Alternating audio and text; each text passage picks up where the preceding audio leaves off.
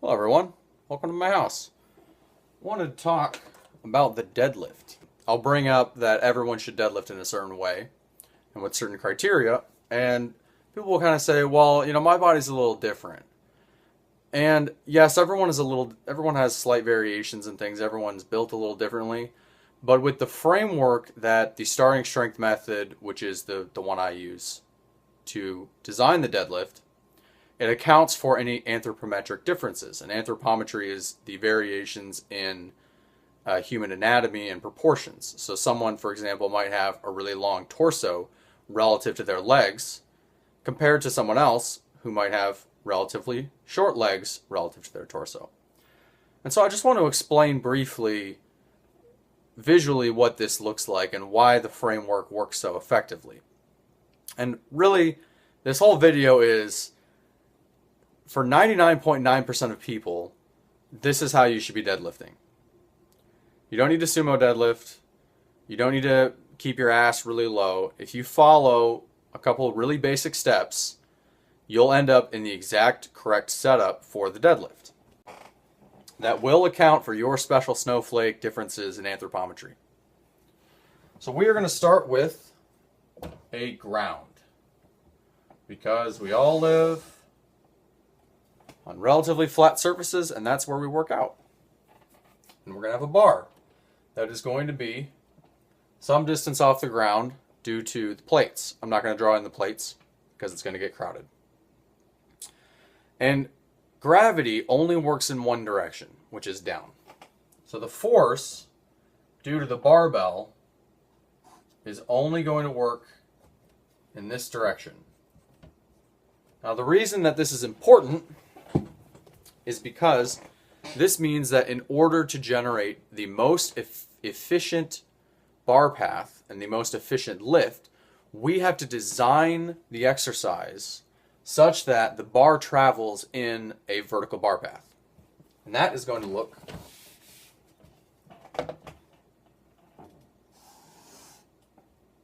like this.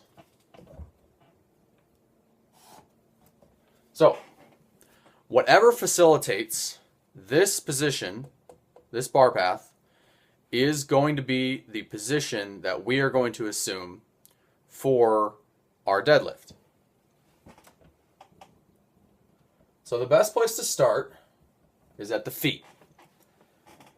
And the feet are going to be directly under the bar, with the bar bisecting the foot. So it is halfway in between the heel and the toe. The reason that this is what we're selecting is because we balance over our midfoot. So if we're up on our toes more, or if we're on our heels more, we're not going to be as efficient as if we're on our midfoot. That's the balance point. So that is the position over which the deadlift will be pulled. From here, we have to draw the shin bones. And this, for the most part, is going to be the exact same angle for most people. This ankle angle is going to be very similar for many people.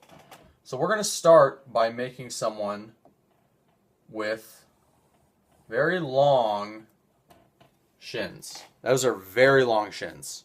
And this is a side view. We're going to have the bar touching the shins because we want it close. We want it close so we can pull efficiently. If it were any closer, it would be through our shins, which we can't do. If it's further out, and you imagine this person deadlifting like this, those are the arms, not the head. Head's up here. That's going to be a lot harder than if it's underneath the person's body. So that's just one of the extremes, and you can see why it would be good to keep it close. So we're always going to have it in contact with the body. Now from here, we have to draw the thigh and the torso. And this is where the angles are going to start to get really shifty. So this person has a really long shins, and we're going to make their thighs also really long. So this person has really long legs.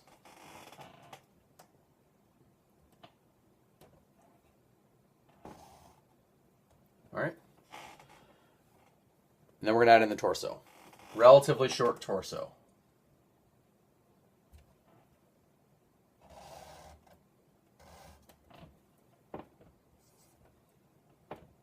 We have the shoulders just in front of the bar, connecting the arms to the bar. Now, why the shoulders are just in front of the bar and not directly over the bar is for another video. It's a relatively complicated explanation. So I'm just going to skip over it for now. But if you're really interested, let me know.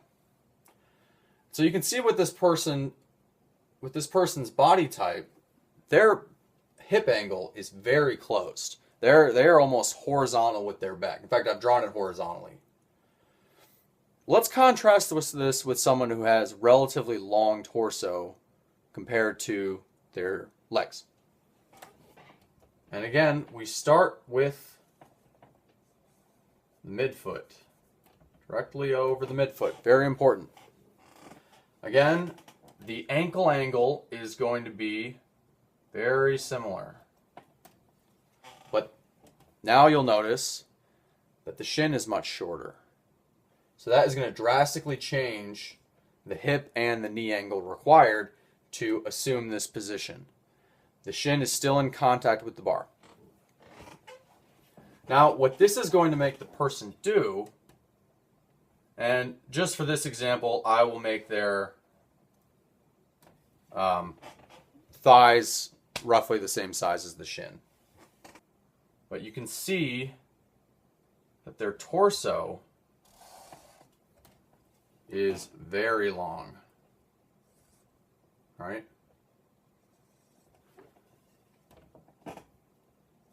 Now our criteria are all still satisfied. The bar's over the midfoot, the shin is in contact with the bar, and the shoulders are just in front of the bar. All right? But look what happened with the diagnostic angles. The hip angle is slightly more open, but the knee angle is drastically more closed. See the difference there? And this person is almost vertical, well, not totally vertical with their back, but if you see this angle here,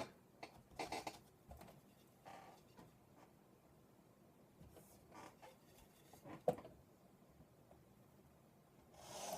fact, I can't even draw this one because it's parallel with the ground. But if we do it relative to the earth, you can see this person's back relative to the ground is at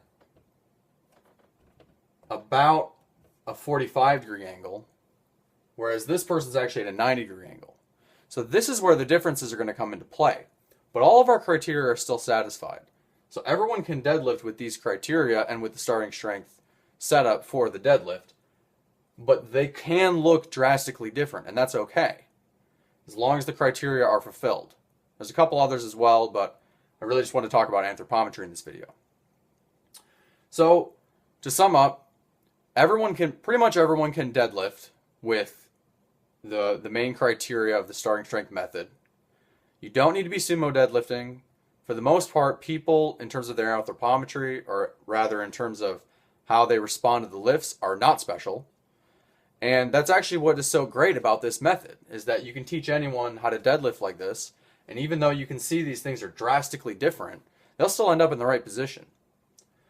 They're going to pull this directly in contact with their shins. It's going to clear their knees. They're going to keep in contact with their thighs, and they're going to stand up like so. They're both going to end up like that.